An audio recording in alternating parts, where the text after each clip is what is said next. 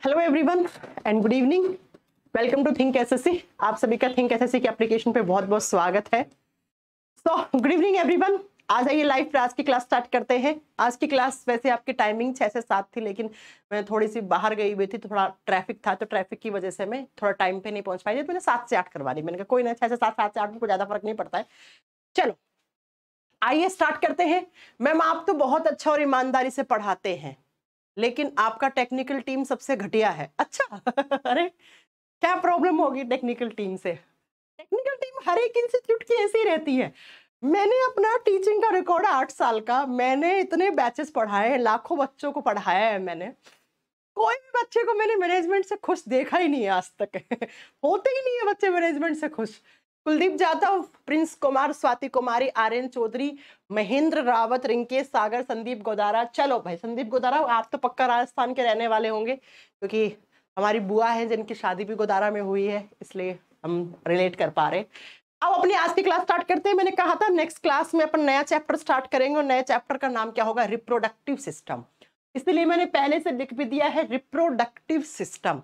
हिंदी में इसको बोलते हैं हम प्रजनन तंत्र या जनन तंत्र।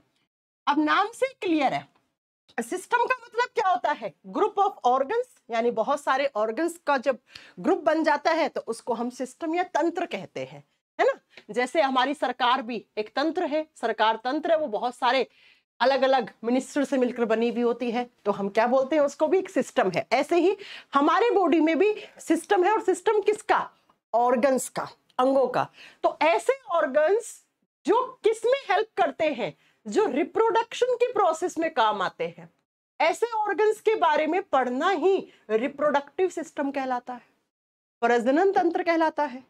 समझ रहे हो आप? नाम से क्लियर है कि भाई ऐसे ऑर्गन्स, ऐसे अंग जो किस में काम आते हैं? जो जनन की प्रक्रिया में काम आते हैं, जो रिप्रोडक्शन के प्रोसेस में काम आते हैं, ऐसे ऑर्गन्स के ग्रुप को हम रिप्रोडक्टिव सिस्टम या जनन तंत्र या प्रजनन तंत्र के नाम से हम जानते हैं जनरली। राम राम बेटा, राम राम। अबे ठीक है, बात समझ में आ गई। अब हम देखो, रिप्रोडक्शन गाय में भी होता है, भैंस में भी होता है। भैंस भी तो बच्चे को जन्म देती, गाय भी देती, चिड़िया में भी रिप्रोडक्शन होता, प्लांट में भी रिप्रोडक्शन होता। हमें इन सबका नहीं पढ़ना है, हमें प्लांट का पढ़ना है। लेकिन हम प्लांट का कब? जब हम प्लांट के बारे में पढ़ेंगे, बॉटनी, तब पढ़ेंगे। हमें यहाँ पर किसका रिप्रोडक्टिव सिस्टम पढ़ना है? ह्यूमन रिप्रोडक्टिव सिस्टम हमें हमारा पढ़ना है, क्योंकि हम क्या पढ़ रहे हैं? हम ह्यूमन फिजियोलॉजी पढ़ रहे हैं, मानव की शारीरिकी पढ़ रहे हैं। तो भाई ऑब्वियस सी बात है, हमें हमारा रिप्रोडक्टिव सिस्टम पढ़ना है, हमें हमारा रिप्रोडक्टिव सिस्टम पढ़ना है। बात तो आपको समझ में आ गई होगी। और हमारा रिप्रोडक्टिव सिस्टम कैसे? तो आप समझते हैं कि हमारे रिप्रोडक्शन के, हमारे जन्म होने के लिए दोनों की आवश्यकता होती है, मम्मी पापा दोनों की। आपका जन्म हुआ तो आपके जन्म में 50% योगदान मम्मी का है, तो 50 पापा का है। इसका मतलब एक मेल रिप्रोडक्टिव सिस्टम होगा और एक फीमेल रिप्रोडक्टिव सिस्टम होगा। जी हाँ, एक नर जनन तंत्र होगा, एक मादा जनन तंत्र होगा। ये दोनों हमें पढ़ने हैं। अब मैं ये male female reproductive system start करूं उससे पहले कुछ बातें हैं जो आपको आज की क्लास में आपको अच्छे से जान लेनी है, जो एग्जाम में भी आती है।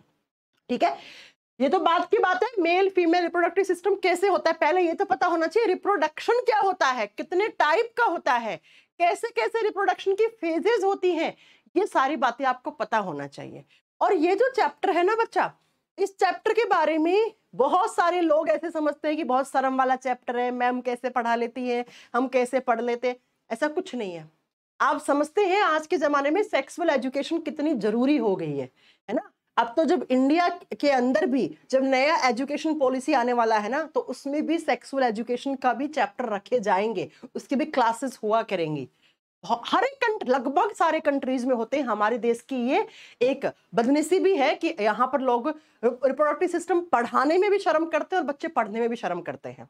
बिल्कुल भी किसी भी टाइप के इस चैप्टर के अंदर कोई भी शर्म नहीं होनी चाहिए। शर्म इन द सेंस कि ये आपके लाइफ का पार्ट है। और बहुत मैंने देखा है गांव देहात में ऐसी औरतों को ऐसी ऐसी बीमारियों से तड़प तड़प के मरते हुए कि उनको पता ही नहीं होता है कि अगर उन लोगों ने थोड़ी बहुत एजुकेशन अच्छी ले ली होती तो शायद वो बहुत सारी औरतें बच भी जाती समय पे, या फिर आप लोग भी, जब आप लोगों को भी अगर बहुत सारी बातों का पता लगेगा ना, जैसे मैं इस चैप्टर के अंदर आपको पढ़ाऊंगी कि जो आजकल आपने सुना होगा महिलाओं को यूट्रस कैंसर बहुत हो रहा है, सर्वाइकल कैंसर बहुत हो रहा है ना, गर्भाशय का कैंसर हो रही है, जबकि इतनी छोटी सी चीज है यूट्रस कैंसर या सर्विकल कैंसर होता है ना, उससे बचने के लिए एक इंजेक्शन लगता है।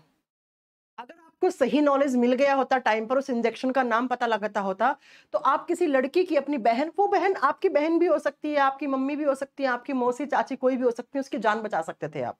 सिर्फ एक इंजेक्शन लगता है महिलाओं को, और उस इंजेक्शन से जो यूट्रस का कैंसर या जो सर्विकल कैंसर होता है वो खत्म हो जाता है। तो ये सब नॉलेज बहुत जरूरी है आज के जमाने में आपको लेनी भी, और ये बहुत ही अच्छा है। मतलब तो ऐसा कोई ये बात नहीं है कि आपको ये नहीं पढ़ना चाहिए या फिर मैम को नहीं पढ़ाना चाहिए, और एग्जाम में तो क्वेश्चन आते ही आते आपने देखे होंगे।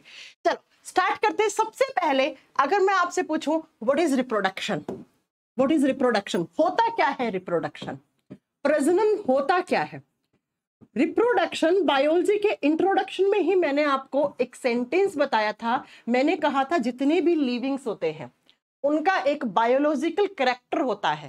क्या उनका उनके अंदर रिप्रोडक्शन की प्रोसेस होना चाहिए। मैंने कहा था कि लिविंग वही है जिसके अंदर रिप्रोडक्शन भी हो रहा है। तो रिप्रोडक्शन भी एक बायोलॉजिकल प्रोसेस है, एक जैविक प्रक्रिया है जिसके अंदर होता क्या है, जितने भी लिविंग्स होते हैं वो अपने जैसी ऑफस्प्रिंग प्रोड्यूस करते हैं।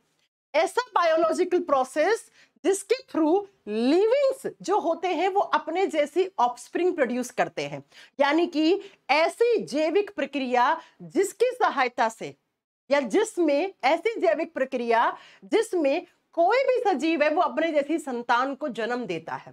जिस प्रक्रिया से देता है उसी को ही रिप्रोडक्शन, उसी को ही प्रजनन कहा जाता है ना, उसी को ही रिप्रोडक्शन, उसी को ही प्रजनन कहा जाता है। तो रिप्रोडक्शन क्या है, ऐसी प्रोसेस जिसके अंदर जो भी लिविंग है वो लिविंग अपने जैसी ऑफस्प्रिंग्स प्रोड्यूस करता है। ऑफस्प्रिंग्स का मतलब होता है संतान, अपने जैसी। क्यों बोला, देखो बंदर है तो बंदर अपने जैसा ही बंदर को जन्म देगा, गाय है तो वो अपने जैसे ही बच्चे को जन्म देगी, बछड़े को। भैंस है तो भैंस अपने जैसा देगी। कबूतर है तो कबूतर जो है उससे अपने जैसा ही बच्चे का जन्म होगा। ऐसा तो है नहीं कबूतर ने चिड़िया पैदा कर दी, ऐसा तो होता नहीं है ना। हम लोग हैं, हम लोग इंसान है तो इंसान के ही बच्चे जन्म होंगे, समझ रहे हो आप। ऐसा तो है नहीं इंसान से गधा पैदा हो जाएगा, ऐसा तो आपने कभी सुना नहीं होगा, आज तक हुआ भी नहीं और होगा भी नहीं। तो अपनी जैसी संतान प्रोड्यूस करना, और जिस बायोलॉजिकल प्रोसेस से होता है अपने जैसी संतान बन जाती है, उसी को हम रिप्रोडक्शन, उसी को हम प्रजनन तंत्र कहते हैं। बात समझ में आ गई। अब ये तो बात हो गई मैम, हमें समझ में आ गया रिप्रोडक्शन होता क्या है, अपने जैसी संतान बनाना, और जिस प्रोसेस से होता है उसको रिप्रोडक्शन बोल दिया हमने। लेकिन रिप्रोडक्शन किस टाइप का होता है, दो टाइप से हो सकता है। जो रिप्रोडक्शन होता है ना, यानी कि अपने जैसी जो संतान है ना, ये दो तरीके से बन सकती है, यानी कि रिप्रोडक्शन दो टाइप से हो सकता है। नंबर 1 पे आता है सेक्सुअल रिप्रोडक्शन। सेक्सुअल को हिंदी में लिखेंगे लैंगिक जनन या लैंगिक प्रजनन, और दूसरे टाइप का जो होता है उसको बोलते हैं एसेक्सुअल रिप्रोडक्शन। एसेक्सुअल, जिसको हम हिंदी में बोलते हैं अलैंगिक प्रजनन। अब क्या होता है सेक्सुअल रिप्रोडक्शन और क्या होता है एसेक्सुअल, ये सुन लो। इसके एग्जाम्पल बहुत एग्जाम में आते हैं बेटा। आप प्रमीत कुमार, आप क्वेश्चन पूछ लेना, लेकिन लास्ट में क्लास में, अभी नहीं, अभी हम पढ़ा रहे हैं ना बेटा, लास्ट में पूछना। एक क्यों, 5 क्वेश्चन पूछना। अब क्या होता है सेक्सुअल रिप्रोडक्शन और क्या होता है एसेक्सुअल रिप्रोडक्शन, बहुत ध्यान से सुनना। ऐसा रिप्रोडक्शन जिसमें होने के लिए सेक्सुअल ऑर्गन्स मस्ट है, यानी कि ऐसा रिप्रोडक्शन जिसको करवाने के लिए सेक्सुअल ऑर्गन्स चाहिए। सेक्सुअल ऑर्गन्स का मतलब हो गया लैंगिक जनन अंग चाहिए। लैंगिक जनन अंग यानी कि ऐसे ऑर्गन्स की रिक्वायरमेंट होगी जिन ऑर्गन से ऑफस्प्रिंग प्रोड्यूस होगी, या फिर ऐसे ऑर्गन्स हेल्प करते हैं संतान बनने में। तो ऐसा रिप्रोडक्शन जो किसके थ्रू हो, जो सेक्सुअल ऑर्गन्स के थ्रू हो। और ये सेक्सुअल ऑर्गन्स दो टाइप से होंगे, मेल का अलग होगा और फीमेल का अलग होगा। फीमेल यानी कि नर और मादा, लड़का लड़की दोनों के सेक्सुअल ऑर्गन्स अलग अलग होंगे। यानी कि मैम ऐसा रिप्रोडक्शन जिसमें मेल और फीमेल दोनों के रिप्रोडक्टिव ऑर्गन्स चाहिए। यस, ऐसा प्रजनन, ऐसा जनन जिसमें नर जनन तंत्र और मादा जनन तंत्र दोनों के सेपरेट जो ऑर्गन्स है उनकी रिक्वायरमेंट होती है। क्यों? क्योंकि मेल रिप्रोडक्टिव सिस्टम बनाता है स्पर्म्स, शुक्राणु। ये स्पर्म्स होते क्या हैं? स्पर्म एक टाइप की सेल होती है, लेकिन कैसी cell? It is a reproductive cell. ये एक जनन करवाने वाली कोशिका है क्योंकि ये जनन में सहायक होती है। तो मेल रिप्रोडक्टिव ऑर्गन क्या बनाएगा? स्पर्म्स, शुक्राणु बनाएगा। और फीमेल वाला ओवा या इसको ओवम लिखा जाता है, अंडाणु बनाएगा। अंडाणु भी क्या है? अंडाणु भी एक सेल है, कोशिका है। तो ये मेल वाले से बनी, ये फीमेल वाले से बनी। स्पर्म्स एंड ओवा क्या होती है? अंडाणु और शुक्राणु दो टाइप की रिप्रोडक्टिव सेल्स होती हैं, ये जनन कोशिका होती है। और जैसे ही स्पर्म्स और ओवा मिले, इन दोनों का क्या हुआ? इन दोनों का फ्यूजन हुआ और इन दोनों के फ्यूजन से जाइगोट बनता है। जाइगोट का मतलब होता है युग्मनस, और फिर आगे चलकर इसी जाइगोट से एक पूरा बेबी बन जाता है, एक बच्चा बन जाता है, बच्चे का जन्म हो जाता है। तो सेक्सुअल रिप्रोडक्शन हुआ क्या? संतान तो बनी, बच्चे का जन्म तो हुआ, ऑफस्प्रिंग तो प्रोड्यूस हुई यहां पर, लेकिन इसमें किसकी हेल्प चाहिए थी? इसमें रिप्रोडक्टिव सेल्स चाहिए। तो बच्चा, इसकी डेफिनेशन दो तीन टाइप से होती है। या तो बोलो ऐसा रिप्रोडक्शन जो सेक्सुअल ऑर्गन्स के थ्रू हो, या ऐसा रिप्रोडक्शन जो मेल और फीमेल सेक्सुअल ऑर्गन्स के थ्रू हो, या बोलो ऐसा रिप्रोडक्शन जिसमें स्पर्म्स और ओवा चाहिए, शुक्राणु और अंडाणु कोशिका चाहिए, और उनके मिलने से एक जाइगोट बनके एक नया बच्चा बनता है। उस रिप्रोडक्शन को हम सेक्सुअल रिप्रोडक्शन कहते हैं। दूसरे टाइप में एसेक्सुअल क्या होता है? एसेक्सुअल ऐसा रिप्रोडक्शन होता है जिसमें सेक्सुअल ऑर्गन्स की रिक्वायरमेंट नहीं होती है। फिर मैम कैसे बन जाता है? फिर मैम कैसे बन जाता है नया ऑफस्प्रिंग, संतान कैसे बन जाती है? तो चलो बात करते हैं इसमें कैसे बन जाती है।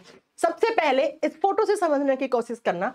दो एग्जाम्पल हैं। मैंने कहा सेक्सुअल रिप्रोडक्शन होता क्या है, तो ऐसा रिप्रोडक्शन जिसमें एक मेल सेक्सुअल ऑर्गन था जिससे क्या बन गया? एक सेल जिसको आप स्पर्म, ये देखो ये स्पर्म है यहां पर, और एक फीमेल बॉडी से क्या बना? ओवा। ये फीमेल का जो ओवा है वो है, और इस अंडाणु और शुक्राणु, ये शुक्राणु आए, अंडाणु आए, इससे जाइगोट बन के पूरा बेबी बन गया। इसको सेक्सुअल रिप्रोडक्शन बोलेंगे।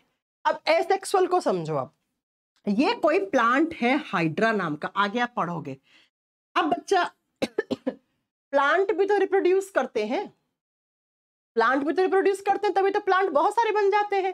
तो ये हाइड्रा था, और इस हाइड्रा के अंदर इस तरीके से आगे की तरफ एक ग्रोथ हो गई, इसकी वृद्धि हो गई इसके एक हिस्से की, और फिर ये कुछ दिनों के बाद ये नीचे की तरफ टूट के गिर गया, और टूट के गिर गया तो इससे एक नया हाइड्रा बन गया, एक नया प्लांट बन गया, है ना? क्या बन गया? एक नया प्लांट बन गया। वैसे हाइड्रा को पहले हम प्लांट किंगडम में रखते थे, लेकिन अब हम हाइड्रा को कहाँ पढ़ते हैं? एनिमल। हाइड्रा भी एक एनिमल है, जैसे हम लोग हैं वैसे। आगे पढ़ोगे हाइड्रा, जेलीफिश, है ना?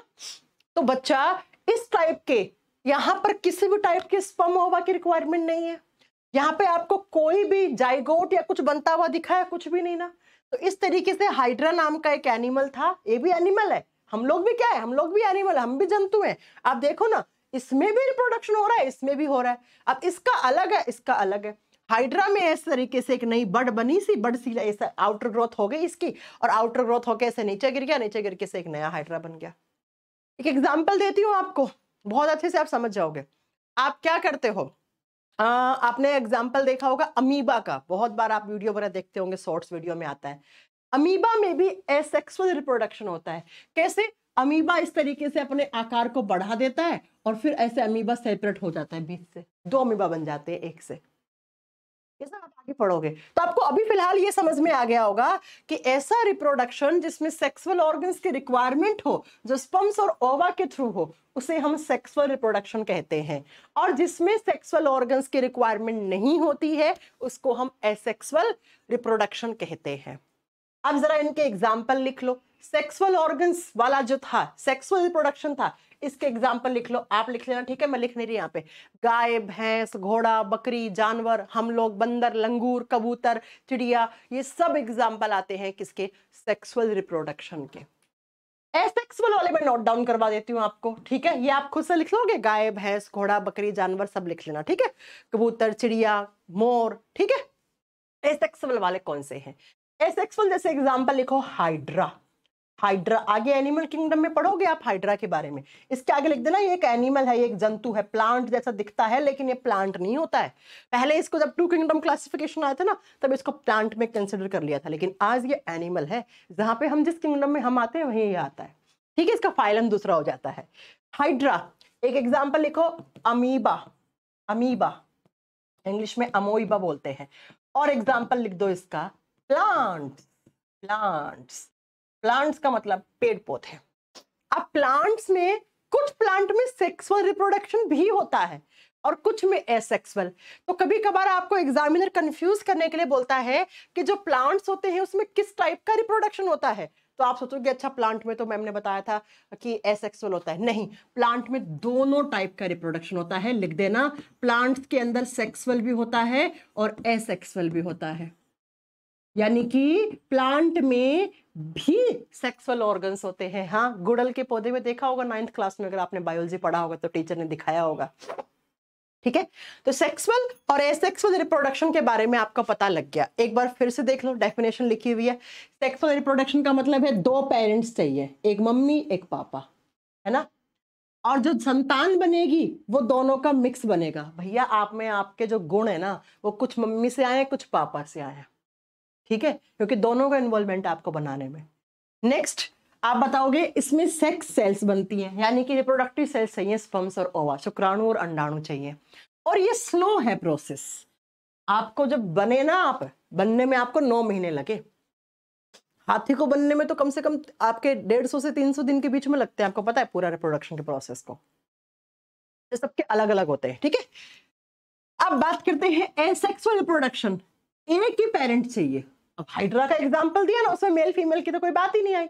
और ऑफस्प्रिंग जो होती है ना वो उसी एक ही पेरेंट जो था उसकी जैसी बनेंगी। 2 के तो मिक्स आएंगे नहीं जब 2 थी नहीं तो, ठीक है। और ये इसमें रेगुलर बॉडी सेल्स, इसमें कोई अलग स्पर्म्स और ओवा नहीं चाहिए, रिप्रोडक्टिव सेल्स नहीं चाहिए अलग से। जो रेगुलर सेल है वही बढ़ के आगे नीचे टूट के गिर गई, एक नया हाइड्रा बन गया, ठीक है। नेक्स्ट इट्स क्विक, ये बहुत तेज होता है, ये स्लो प्रोसेस होता है। तो यहां तक की क्लास में आपको समझ में आ गया रिप्रोडक्शन होता क्या है और कितने टाइप से होता है। हाइड्रा हो गया और अमीबा हो गया, प्लांट्स हो गए। इसमें आपके एग्जाम्पल आते हैं। प्लांट में वेजिटेटिव रिप्रोडक्शन भी होता है। वो बेटा रिप्रोडक्शन के टाइप है, ऐसे तो बहुत सारे हैं। वेजिटेटिव रिप्रोडक्शन, फ्यूजन, बडिंग, सब पढ़ाऊंगी मैं आपको। रीजनरेशन, ये तो टाइप्स है बच्चा। मेरी खांसी खत्म हो जाए ना, 3 दिन से खांसी आ रही। समझ में आ गया रिप्रोडक्शन होता क्या है, कितने टाइप से होता है। अब जरा लिखो नेक्स्ट पॉइंट, हम लोगों में कैसा होता है। अगर मैं ह्यूमन रिप्रोडक्टिव सिस्टम की बात करूं तो पहला पॉइंट तो आप ये लिख दोगे ना कि ह्यूमंस के अंदर किस टाइप का रिप्रोडक्शन होता है। मनुष्य के अंदर, क्योंकि हम तो ह्यूमन रिप्रोडक्टिव सिस्टम पढ़ रहे हैं ना, हमें किसी और से क्या मतलब। अभी प्लांट का प्लांट के केस में पढ़ेंगे, है ना। अभी हम सिर्फ हमारा पढ़ेंगे।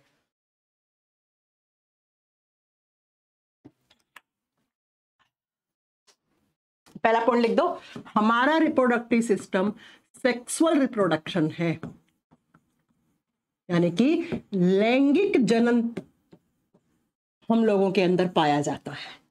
अब दूसरा सुनो, हम लोगों की बात कर रही हूं मैं, कुछ बातें आपको पता होनी चाहिए यहां पर। दूसरा पॉइंट ये होता है कि जो सेक्सुअल रिप्रोडक्शन भी होता है ना तो उसमें 2 टाइप से होता है।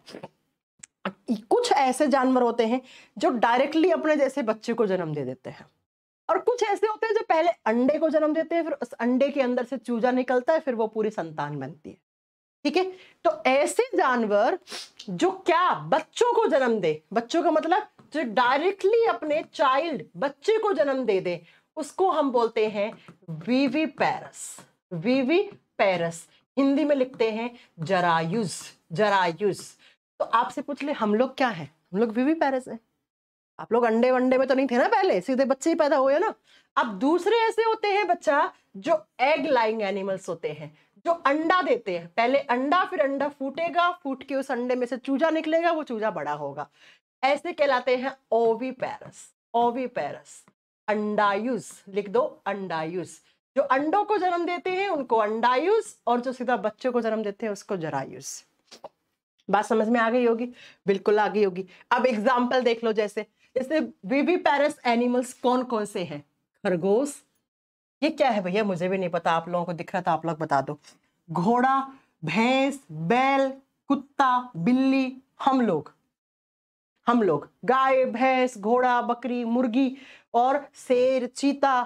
ठीक है, शेर, चीता, गाय, भैंस, हाथी, खरगोश, और ये क्या है मुझे अभी तक नहीं समझ में आ रहा।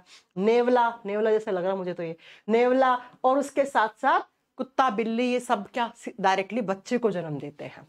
तो हम लोग विविपेरस हैं, हम लोग विविपेरस हैं, जरायुज है। अब जो अंडे को जन्म देते, ओह मैंने मुर्गी यहाँ बोल दिया क्या? अरे भैया नहीं यार, मुर्गी तो अंडा देती है, अंडा खाते हैं ना, वो बाई मिस्टेक निकल गया होगा मुझसे। मुर्गी हो गई, सारे टाइप की चिड़िया वगैरह हो गई, सांप हो गया, और इसके साथ आपका कछुआ हो गया, और इसके साथ आपका ये जो जितने भी है ना उड़ने वाले पक्षी होते हैं, जैसे आपने कबूतर को देखा होगा, कबूतर अंडा देता है ना, तो ये सब होते हैं ओविपेरस। जो अंडे को जन्म दे वो ओविपेरस, और जो बच्चे को जन्म दे वो क्या हो गए? विविपेरस हो गए। बात समझ में आ गई होगी दोनों में। तो हम लोग क्या है, हम लोगों में सेक्सुअल रिप्रोडक्शन होता है और विविपेरस है। एग्जाम्पल तो आप लिख ही लोगे, ठीक है। कंगारू था क्या वो? अच्छा ये कंगारू है, अच्छा मैं बहुत पास से देख रही ना इसलिए मुझे नहीं दिख रहा। हाँ सही कह रहे आप, चलो मैं बहुत पास से देख रही थी तो दिख नहीं रहा था। तीसरा क्या कैरेक्टर है हम लोगों का? अब ये हटा देना, हम ये तो मैंने समझाने के लिए आपको बताया, ये यहाँ पे नहीं आएगा, ठीक है। अब तीसरा क्या, हम लोगों का जो रिप्रोडक्शन है ना वो डाइमॉर्फिज्म शो करता है। डाइमॉर्फिज्म का मतलब है द्विरूपता रखता है। अब द्विरूपता का मतलब क्या हो गया? यानी कि हमारे रिप्रोडक्शन को करवाने के लिए दो टाइप के सेक्सुअल ऑर्गन्स चाहिए। अगेन एक मेल सेक्सुअल ऑर्गन्स और एक फीमेल सेक्सुअल ऑर्गन्स चाहिए। अब ऐसा तो है नहीं अकेले मेल सेक्सुअल ऑर्गन से काम चल जाएगा या अकेले फीमेल सेक्सुअल ऑर्गन से काम चल जाएगा, नहीं ना, दो रूप से होता है, द्विरूपता, डाइमॉर्फिज्म। हम लोगों का डाइमॉर्फिज्म रिप्रोडक्शन होता है। और नेक्स्ट ह्यूमंस जो होते हैं ना वो क्या होते हैं? ह्यूमंस यूनिसेक्सुअल होते हैं। यूनिसेक्सुअल का मतलब होता है, आप बताओगे, एक लैंगिक। एक लैंगिक यानी कि जो ह्यूमंस हैं, जो बच्चे पैदा करते हैं वो यूनिसेक्सुअल होते हैं। यूनिसेक्सुअल का मतलब एक मेल वाला होगा तो उसके पास मेल रिप्रोडक्टिव ऑर्गन होगा, और एक फीमेल है तो फीमेल वाले के पास फीमेल रिप्रोडक्टिव ऑर्गन है। यानी कि दो ऑर्गन्स चाहिए। मेल वाली से क्या बनेगा? अच्छा मुझे वो पास से नेवला जैसा लिख रहा था बच्चा, कंगारू। कंगारू तो मुझे अभी भी नहीं लग रहा है, ये पता नहीं कुछ और ही है, कंगारू तो मुझे अभी भी नहीं लग रहा। ठीक है, तो हम लोगों के रिप्रोडक्टिव सिस्टम के अंदर क्या क्या आता है? पहला कैरेक्टर, दूसरा कैरेक्टर, हम लोग डाइमॉर्फिज्म रखते हैं, यानी कि मेल रिप्रोडक्टिव सिस्टम बिल्कुल अलग दिखेगा, फीमेल अलग दिखेगा। दोनों में कोई समानता नहीं है, दो अलग अलग रूप से बने हैं, इसलिए द्विरूपता शो करते हैं, ये डाइमॉर्फिज्म शो करते हैं। और हम लोग यूनिसेक्सुअल हैं, यानी कि एक रिप्रोडक्टिव सिस्टम में एक ही टाइप का रिप्रोडक्टिव ऑर्गन होता है, या तो वो मेल वाला होगा या वो फीमेल वाला होगा। ठीक है, बात समझ में आ गई है? चारों पॉइंट ओके मैम, समझ में आ गया। तो आपको अभी तक ये समझ में आ गया रिप्रोडक्शन होता क्या है, कितने टाइप का होता है, इनके कुछ एग्जाम्पल्स, और ये सारी बातें आपने समझ में लग गई। अब बात क्या आती है? अब बात ये आती है बच्चा कि हमारे रिप्रोडक्शन की कौन कौन सी फेजेस होती हैं, यानी कि पूरी रिप्रोडक्शन की प्रोसेस होती है वो कितने फेजेस में कंप्लीट होती है। तो लिखो फेजेस ऑफ रिप्रोडक्शन, प्रजनन के चरण, यानी कि कितनी स्टेज में कंप्लीट होता है। जब से बच्चे की नींव रखी गई और जब तक बच्चा पैदा नहीं हो गया, यानी कि बच्चे की नींव रखी गई और जब तक बच्चा पैदा हो गया उसके बीच में कुछ फेजेस चलती हैं, कुछ अवस्थाएं चलती हैं, कुछ चरण चलते हैं। तो वो कौन कौन सी अवस्थाएं हैं रिप्रोडक्शन की? तो जरा लिख लो कौन कौन सी अवस्थाएं हैं। सबसे पहली जो अवस्था है, सबसे पहला जो स्टेज है, उस स्टेज को बोलते हैं हम गैमेटोजेनेसिस। गैमेटोजेनेसिस, गैमेटोजेनेसिस होता क्या है? हिंदी में इसको बोलते हैं युग्मक जनन, युग्मक बनना, गैमेट्स बनना। देखो बच्चा, जेनेसिस शब्द का मतलब हमेशा होता है formation. Formation of gametes is known as gametogenesis, यानी कि किसका फॉर्मेशन होना? Formation of gametes. गैमेट्स का मतलब होता है युग्मक बनना। और गैमेट क्या होते हैं? तो अभी मैंने जो थोड़ी देर पहले आपको एक पॉइंट बताया था ना, क्या कि गैमेट का मतलब होता है रिप्रोडक्टिव सेल्स। ऐसी सेल्स जो रिप्रोडक्शन में काम आती है उनको हम गैमेटोजेनेसिस कहते हैं। तो गैमेट्स का मतलब हो गया कौन सी सेल्स? ऐसी सेल्स, ऐसी कोशिकाएं जो क्या करवा सकती हैं? जो रिप्रोडक्शन करवा सकती हैं, जो जनन करवा सकती हैं। तो इन सेल्स का बनना, इनका बनना ही क्या कहलाता है? गैमेटोजेनेसिस। नाम से क्लियर है, गैमेट्स बनना, गैमेट्स बनना। और गैमेट्स क्या? तो ये टाइप की, दो टाइप की सेल्स। अब बच्चा ऐसा तो है नहीं कि दोनों ही टाइप की सेल्स एक में ही बन जाएंगी, दोनों में अलग अलग बनेंगी ना, अलग अलग बनेंगी। तो इसका मतलब मैम गैमेट्स भी दो टाइप के होते हैं। मेल में जो रिप्रोडक्टिव सेल है या मेल गैमेट को हम क्या कहते हैं? मेल गैमेट का नाम होता है, लिख दो, नर युग्मक का या नाम, या नर प्रजनन कोशिका का नाम स्पर्म्स होता है। तो मेल बॉडी में स्पर्म्स बनना और फीमेल बॉडी में ओवा बनना, अंडाणु बनना, ये क्या कहलाता है? आपका गैमेटोजेनेसिस कहलाता है। लड़कों के शरीर में स्पर्म्स का फॉर्मेशन होना और लड़कियों में ओवा या ओवम या अंडाणु बनना ही गैमेटोजेनेसिस कहलाता है। अब गैमेट्स क्या बचपन से ही बनना शुरू हो जाते हैं जब बच्चा बनता है तब? No no no no no. कब बनना शुरू होते हैं? कोई बच्चा मुझे आंसर कर सकता है कि गैमेट्स कब बनना शुरू होते हैं? यानी कि मिनिमम एज क्या है? मिनिमम एज क्या है? तो बच्चा ये गैमेट्स बनना शुरू हो जाते हैं प्यूबर्टी एज में, 11 से 18 साल के बीच में कभी भी बनना शुरू हो जाते हैं। ऑन एन एवरेज हम यही ईयर लेते हैं। यानी कि आपने सुना होगा लड़के की प्यूबर्टी एज शुरू हो गई तो लड़के के अंदर मेल हार्मोन्स बनना शुरू हो गए और मेल हार्मोन स्पर्म्स बनाने का काम करने गए। ऐसे ही अगर हम बात करते हैं कि लड़कियों के अंदर भी उनकी जब प्यूबर्टी एज शुरू हो जाती है तो प्यूबर्टी एज जैसे ही शुरू हुई तो लड़कियों के अंदर भी अंडाणु बनना शुरू हो गए, अंडे बनना शुरू हो गए। तो मिनिमम जो होती है ना वो 11 साल, मतलब 11 साल के बाद, और जो सही अमाउंट में जब प्रॉपर बन जाते हैं यानी कि इस उम्र में न्यूनतम उम्र जो है वो यही मानी गई है। ठीक है, अब नेक्स्ट पॉइंट में मैक्सिमम एज क्या है? यानी कि मैक्सिमम एज का मतलब हो गया जिस एज के बाद लड़कियां मां नहीं बन सकती और लड़के पापा नहीं बन सकते। यानी किस उम्र में जाकर, क्या किस उम्र में जाकर लड़के के अंदर स्पर्म्स बनना शुरू हो जाते हैं और लड़की के स्पर्म्स बनना बंद हो जाते हैं, लड़की के अंदर ओवा बनना बंद हो जाते हैं। तो लड़कों के अंदर जनरली ये माना जाता है, जब मैं लड़कों की बात करूं यानी मेल बॉडी की बात करूं, तो मेल में 60 से 65 साल के बाद स्पर्म्स का काउंट कम हो जाता है क्योंकि वो बनना कम हो जाते हैं ओल्ड एज में जाके। और जो फीमेल्स होती हैं, फीमेल्स में जनरली 50 से 55 साल, 50 से 55 साल के बाद उनमें एग, अंडाणु बनना बंद हो जाते हैं, जिसको मीनोपोज भी कहा जाता है। आगे पढ़ाऊंगी मैं आपको। मीनोपोज का मतलब होता है जो लड़कियों के अंदर हर महीने स्पर्म्स को रिलीज करने के लिए जो साइकिल चलती है वो बंद हो जाना, उसको मीनोपोज कहते हैं। ठीक है बच्चों, तो ये मिनिमम एज है, इस एज के बाद ये गैमेट्स बनना बंद हो जाएंगे। बात समझ में आ गई होगी। चलो, तो पहला रिप्रोडक्शन का प्रोसेस क्या हो गया कि लड़का मैच्योर हुआ तो लड़के में स्पर्म्स बनना शुरू हो गए, लड़की मैच्योर हुई तो उसमें ओवा यानी अंडाणु बनना शुरू हो गए। अब अगर रिप्रोडक्शन करवाना है तो दूसरा प्रोसेस क्या होना चाहिए? गैमेटोजेनेसिस के बाद गैमेट्स तो बन गए, अब क्या इन गैमेट्स का फ्यूजन करवाना पड़ेगा, यानी कि इनका संलयन करवाना पड़ेगा। और जब ये दोनों गैमेट्स मिलेंगे तो उसके मिलने से एक जाइगोट बनके एक बच्चा बनेगा। तो दूसरा प्रोसेस कहलाता है इंसेमिनेशन। इंसेमिनेशन, इंसेमिनेशन का मतलब क्या होता है? आपने सुना होगा आजकल तो आईवीएफ वगैरह भी करवाते हैं, आईवीएफ इंसेमिनेशन करवाया है आपने, एक शब्द बहुत बार सुना होगा, आगे सब बताएंगे आपको आईवीएफ भी क्या होता है। गर्भाधान, गर्भाधान का मतलब है कि जो स्पर्म्स होते हैं उन स्पर्म्स का फीमेल बॉडी के जेनाइटल एरिया से होते हुए, जेनाइटल एरिया से होते हुए कहां पर एंटर करना, फीमेल के रिप्रोडक्टिव ऑर्गन्स में एंटर करना ही, प्रवेश करना ही इंसेमिनेशन कहलाता है।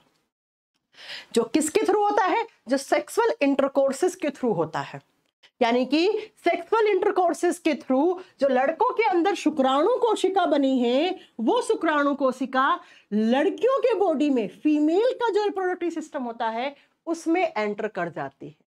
अब कैसे करती है, जरा एक प्रोसेस देख लो।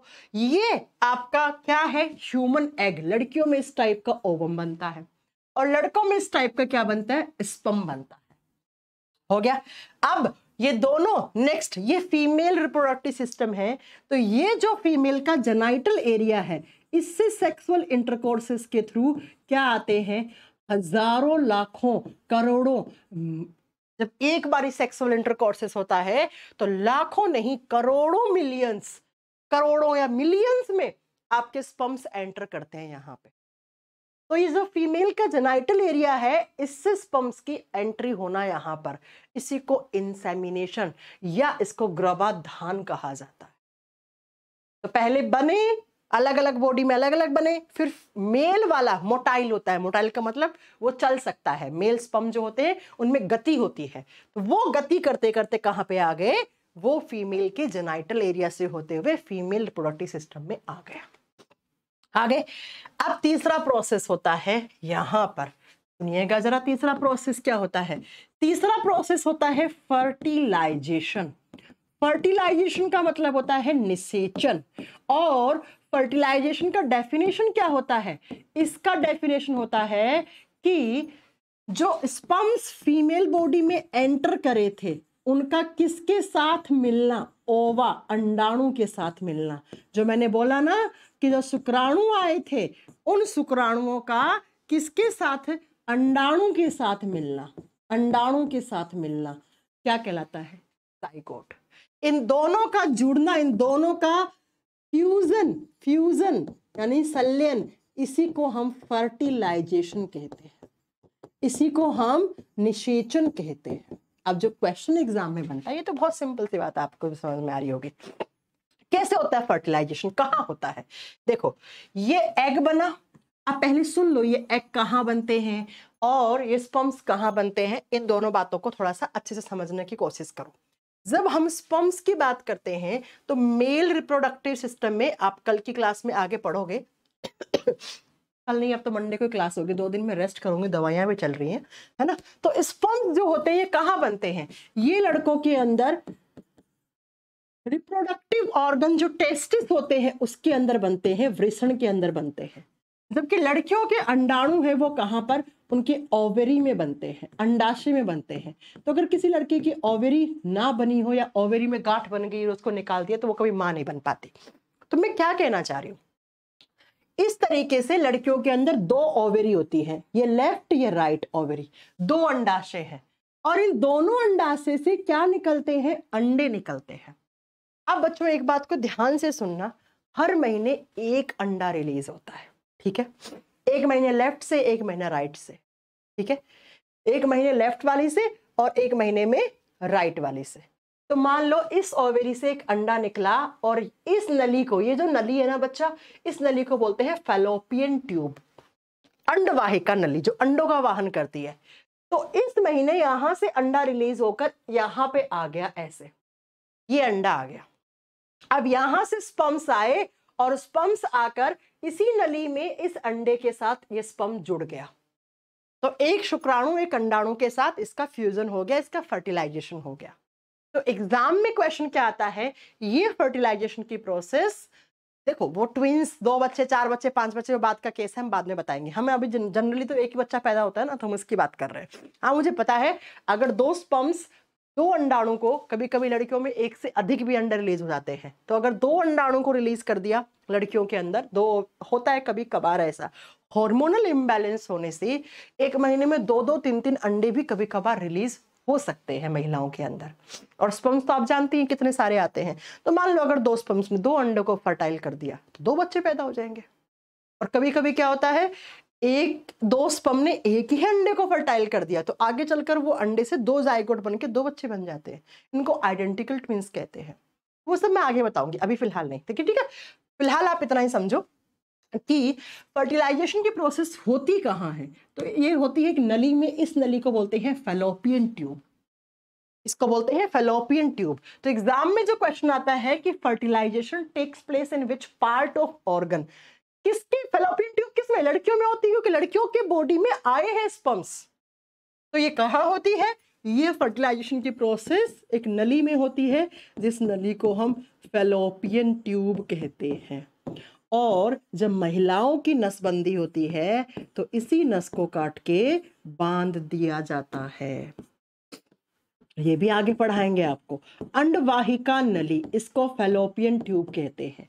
तो फर्टिलाइजेशन का प्रोसेस कहाँ पे हुआ बच्चा, आप बता दोगे, फर्टिलाइजेशन का प्रोसेस फैलोपियन ट्यूब में हुआ, किसी को कोई दिक्कत नहीं, बता दोगे, ठीक है। अब जैसे ही दोनों जुड़े, इनके जुड़ने से एक नया सेल बन गया ऐसे, और इसी नई सेल को हम बोलते हैं जाइगोट। और जाइगोट का मतलब होता है युग्मनज, युग्मकों के जुड़ने से युग्मनज बनते हैं। और युग्मक क्या होते हैं, युग्मक बोले तो स्पर्म और ओवा। तो इन दोनों के जुड़ने से एक नई सेल बन गई, और उस नई सेल को हम क्या बोलते हैं, उस नई सेल को हम जाइगोट बोलते हैं। अभी जाइगोट कहां बना, तो यहां से ऐसे करता हुआ स्पर्म आया था इस नली के अंदर, ये स्पर्म मान लो और ये अंडाणु, दोनों के जुड़ने से अभी यहीं पर ही एक नया जाइगोट बन गया, ऐसे ये जाइगोट बन गया। तो अगला प्रोसेस जाइगोट फॉर्मेशन होता है, तो नेक्स्ट लिख दो जाइगोट फॉर्मेशन। 4 नंबर पे जाइगोट फॉर्मेशन, जाइगोट बन गया। अब अगर कोई आपसे पूछ ले व्हाट इज जाइगोट, होता क्या है, जाइगोट एक सेल है, वो सेल जिससे आप मैं सब बने हैं, यानी कि किसी भी इंसान का जब जन्म हो रहा होगा, जब वो बच्चा बन रहा होगा, जन्म नहीं सॉरी, जब वो बच्चा बन रहा होगा तो उसके बॉडी में सबसे पहली जो सेल है, फर्स्ट सेल, ये जो सेल है ना, ये प्रथम कोशिका है, ये फर्स्ट सेल है। अब ये आगे चलकर 1 से 2 में डिवाइड हो जाएगी, 2 से 4, 4 से 8, 8 से 16, 16 से 32, ऐसे बनती जाएंगी। तो ये एक सेल है, जाइगोट क्या है, एक सेल है, एक कोशिका है बच्चा। यानी कि हमारा शरीर जिस प्रथम कोशिका से बना है उसको हम क्या बोलते हैं, उसको हम जाइगोट, युग्मनज कहते हैं। समझ में आ गई मेरी बात, ठीक है। चलो आगे, नेक्स्ट पॉइंट, ये जाइगोट बन तो यहीं गया फैलोपियन ट्यूब में ही। अब लेकिन क्या होता है, जो जाइगोट है ना, ये फैलोपियन ट्यूब में बन जाता है, ऐसे फैलोपियन ट्यूब में यहीं। अब ये फैलोपियन ट्यूब से नीचे की तरफ आता है धसके यहां पे, और ये होता है यूट्रस, गर्भाशय। ये क्या होता है, यूट्रस, गर्भाशय। और इसी यूट्रस में 9 महीने के लिए बच्चा रहता है, जिसको हम बोलते हैं इम्प्लांटेशन। इम्प्लांटेशन, इसको हम नॉर्मल भाषा में डॉक्टर बोलती है कि आपकी वाइफ ने कंसीव कर लिया है। कंसीव करने का मतलब है ये जाइगोट बन गया, और जाइगोट बन के ये यूट्रस कहलाता है, ये यूट्रस है, जिसको हम आम भाषा में बच्चादानी बोलते हैं ना, ठीक है। यूट्रस, यूट्रस, और या इसी को हम वोम्ब भी बोलते हैं, गर्भाशय। और इसी गर्भाशय की दीवार के साथ, देखो ना ये दीवारें हैं इसकी, इन दीवारों के साथ आके ऐसे जुड़ जाएगा ये जाइगोट, और फिर यहीं पे इसका डेवलपमेंट होगा, ये यहीं पर बच्चा बनेगा, यहीं पे क्या होगा, बच्चा बनेगा, और फिर यहीं से बच्चा बनके ये इसकी जन्म हो जाएगा। ताकि जाइगोट यूनिसेलुलर होता है, आगे सब समझाऊंगी मैं, अभी थोड़ा पेशेंस तो रखो यार, रिंकेश सॉरी, सब समझाऊंगी आगे, ठीक है। तो बच्चा नेक्स्ट जो प्रोसेस होती है 5 नंबर पे, जाइगोट बनने के बाद उसको बोलते हैं इम्प्लांटेशन। इम्प्लांटेशन, इम्प्लांटेशन हो गया, प्रत्यारोपण हो गया, यानी कि कंसीव कर लिया किसी भी लड़की ने, वो मां बन चुकी है, बनने वाली है, मतलब कंसीव तो कर लिया, अब तो बच्चे का डेवलपमेंट करना है, 9 महीने तक बच्चे को खाना पीना अच्छा खिलाना है, तो अच्छा बच्चा पैदा होगा। ठीक है। इम्प्लांटेशन का मतलब क्या होता है कि आप लिख देना इस चीज को कि जो भी आपका जाइगोट था वो आके धस जाता है, एम्बेडेड हो जाता है किसके अंदर, यूटेराइन लाइन में। यूटेराइन लाइन या आप लिख लो यूट्रस में, यूट्रस के अंदर आके ये क्या होता है, आके धस जाता है। और जब ये धस जाता है ना तो इसको क्या कहा जाता है, मेरे पास फोटो भी तो होगा, मैंने फोटो लगाया है ना, ये रहा देखो, इस तरीके से ये आके नीचे धस गया है यहाँ पे, ये जाइगोट। अब ये जाइगोट कहलाता है ब्लास्टोसिस्ट। इस जाइगोट को हम अब क्या कहते हैं, जो यूट्रस में आके जाइगोट धस गया ना उसको हम ब्लास्टोसिस्ट कहते हैं, ब्लास्टोसिस्ट कहते हैं। तो लिख लो बच्चा, इसको हिंदी में ब्लास्टोसिस्ट ही कहेंगे। ये बन गया कहां पर, यूट्रस का मतलब है गर्भाशय, गर्भाशय की दीवार के साथ आके चिपक गया क्या, जाइगोट, तो उसको हमने ब्लास्टोसिस्ट कह दिया। यानी इम्प्लांटेशन वो प्रोसेस है जिसमें ब्लास्टोसिस्ट बनता है, इस तरीके से एक सिस्ट बन गई ऐसे। और अब क्या होगा, इसी प्रोसेस को हम इम्प्लांटेशन कहते हैं। ये ओव्यूलेशन कहलाती है, यानी कि यहां से अंडाणु निकला और यहां से देखो स्पर्म आ रखा, ये स्पर्म्स आ रहे हैं ऐसे, तो इसको क्या बोलेंगे, इसको हमने फर्टिलाइजेशन प्रोसेस बोला। फिर ये यहां से जाइगोट आके यहां धस गया तो इसको इम्प्लांटेशन कह दिया हमने। अब क्या होगा, अब ये ब्लास्टोसिस्ट बनने के बाद अब जो नेक्स्ट स्टेज आती है उसको हम गेस्टेशन पीरियड कहते हैं, गेस्टेशन पीरियड। और गेस्टेशन पीरियड का मतलब होता है गर्भा अवधि, और जो कि महिलाओं की कितनी होती है, 9 महीने की। जनरली अगर आपको हेल्दी बच्चा पैदा करना है, मैच्योर करना है, तो 9 महीने लगते हैं। अब कभी कभार कुछ हार्मोनल इम्बैलेंस की वजह से या किसी लड़की ने वजन ज्यादा उठा लिया या जो डॉक्टर ने बोला वो ढंग से नहीं करा किसी लड़की ने, तो 8 महीने 8.5 महीने में भी डिलीवरी हो जाती है, बच्चा बन जाता है। कभी कभी प्री मैच्योर भी बन जाता है बच्चा, है ना, सुना होगा ना, फलाना इंसान को 7.5 महीने का ही बच्चा पैदा हुआ, इतना छोटा सा, छोटे छोटे हाथ बेचारे, बहुत कच्चा बच्चा पैदा हो गया, गाँव में बोलते हैं। तो गेस्टेशन पीरियड में क्या होगा, डेवलपमेंट ऑफ एम्ब्रियो। अब ये ब्लास्टोसिस से आगे एम्ब्रियो बन गया। कैसे बनेगा, देखो बच्चा, इस प्रोसेस से। सबसे पहले ध्यान से सुनना, ये ऐसा अंडा था जो फर्टिलाइज था, यानी कि जाइगोट था। अब इसमें एक जाइगोट से 2 बनी, 2 सेल बन गई, देखो 2 से 4 बनी, 4 से 8, 8 से 16, और ऐसे करते करते फिर ये ब्लास्टोसिस्ट बन गया। ब्लास्टोसिस्ट का मतलब है इसके अंदर हजारों लाखों सेल्स बन गए ऐसे। ने कहा ना, यही तो प्रोसेस होता है। जाइगोट एक सेल था, 1 से 2, 2 से 4, 4 से 8, 8 से 16, और फिर इतनी अनकाउंटेबल सेल्स बन गई, तो उसको हमने ब्लास्टोसिस्ट कह दिया। अब क्या होगा बच्चा, जब ये बच्चा 20 वीक का हो गया, 20 सप्ताह का हो गया, तो इसे फीटस बोलना शुरू कर देते हैं, फीटस। और जब ये अच्छा, मैं सीधा उस पर क्यों आ गई, यहां से समझो, ठीक है। जब ये बच्चा कहां पर 4 वीक का हो जाता है, 4 सप्ताह का हो जाता है, तो धीरे धीरे 4 सप्ताह के बाद इस बच्चे में धड़कन बनना शुरू हो जाती है। अब कुछ कुछ बच्चों में धड़कनें बन ही नहीं पाती, फिर उनको अबॉर्शन करवाना पड़ता है ऐसी लड़कियों को, है ना, समझ में आ गया। 4 सप्ताह हो गया, फिर 10 सप्ताह लगेगा इस फीटस को, फिर 16 सप्ताह लगेगा, फिर 20 सप्ताह हो गए, तो प्रॉपर एक फीटस बन गया। इस तरीके से फीटस बन गया। और अब ये बच्चा इसका, अब ये फीटस का मतलब है इसमें ऑर्गन्स वगैरह बन के तैयार हो गए, जिसमें कितना सप्ताह लगा, 20 सप्ताह लगा। तो ये जो 4 सप्ताह से 20 सप्ताह के बीच के जो गैप है, इसमें फीटस बनता है। और फीटस का मतलब उसमें हार्ट बनेगा, उसकी धड़कनें बनेंगी, उसके छोटे छोटे ऑर्गन्स बनना शुरू हो जाएंगे, छोटे छोटे उसके ऑर्गन्स बन के तैयार हो जाते हैं। और जब ये ऑर्गन्स बन के तैयार हो जाते हैं तो उसको फिर अब उस बच्चे का क्या करना है, अब उस बच्चे का डेवलपमेंट करवाना है। अब क्या होगा, अब उस बच्चे को डेवलपमेंट करवाना है। अब डेवलपमेंट करवाना है तो उस बच्चे को खाना पीना सब कुछ देना पड़ेगा, है ना। अगर ग्रोथ करवानी है तो उस बच्चे को खाना पीना सब कुछ देना होगा, और इसी गेस्टेशन पीरियड में ही माँ और बच्चे के बीच में एक मेम्ब्रेन बनती है जिसको प्लेसेंटा कहा जाता है। प्लेसेंटा बन जाती है। अब प्लेसेंटा क्या है? इस तरीके से एक मेम्ब्रेन है। इस मेम्ब्रेन से क्या, माँ अपने बच्चे को, मान लो यहाँ पे उसका बच्चा है ऐसे वॉम्ब में, तो माँ अपने शरीर से ही अपना सब कुछ इस बच्चे के अंदर देती है, खाना पीना ऑक्सीजन। अब बच्चा बाहर से तो कुछ नहीं ले पा रहा ना, ठीक है। तो ये किसके थ्रू? ये प्लेसेंटा के थ्रू। मैं दिखाती हूँ आपको, समझना है इसको। ये रहा प्लेसेंटा। ये इस तरीके से सैक के अंदर रहता है बच्चा। आपने देखा होगा, आपने सुना होगा कि बच्चे का ब्लैडर फट गया, जल्दी से हॉस्पिटल लेके जाओ, है ना। 8वें महीने के बाद बहुत रिस्की हो जाता है चीजें।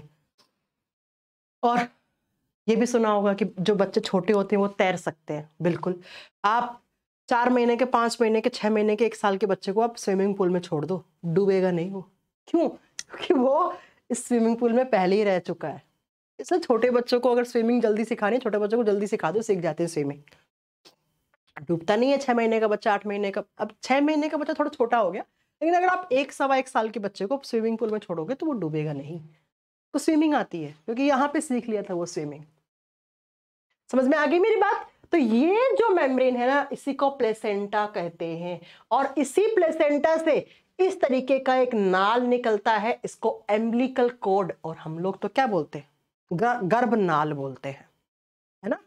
तो ऐसे मेम्ब्रेन थी, ये मेम्ब्रेन बनी, और इस मेम्ब्रेन से माँ अपने बच्चे को सब कुछ पहुंचाती है। कितने दिन के लिए? 9 महीने के लिए। इसलिए तो हम कहते हैं माँ के कर्ज को थोड़ी उतार पाएंगे हम। माँ तो आपको इस सृष्टि में लाने वाली है, 9 महीने इस यूट्रस में रखा आपको, कोई छोटी बात थोड़ी है। और बाद में क्या होगा? 9 महीने बाद इस बच्चे का ऐसे जन्म हो जाएगा, डिलीवरी हो जाएगी। और जब डिलीवरी होती है तो आपने देखा होगा बच्चों का ऐसे गर्भनाल लगा हुआ आता है। डॉक्टर फिर कैसे करता है डिलीवरी में? इस गर्भनाल को कट कर देता है, इस गर्भनाल को ऐसे कट कर देता है। माँ अलग, बच्चे का शरीर अलग। और ये खून में लथपथ क्यों आता है?